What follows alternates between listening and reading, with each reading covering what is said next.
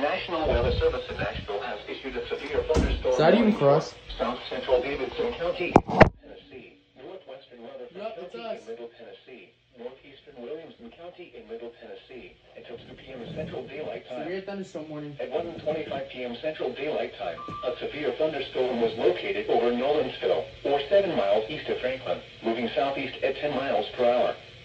Hazard, 60 miles per hour with gusts and penny-sized hail. Source, radar indicated.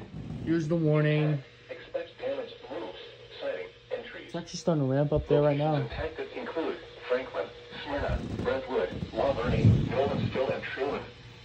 This includes the following highways: Interstate 65 between mile Let's marker check radar 65 scope and here, 72. shall we? Interstate 24 between mile marker 60 and 72. Interstate Yeah, that's a pretty bad one right there. That's That's actually pretty.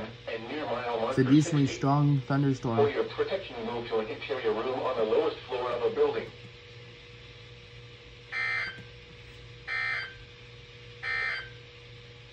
You're listening to NOAA Weather Radio. Alrighty.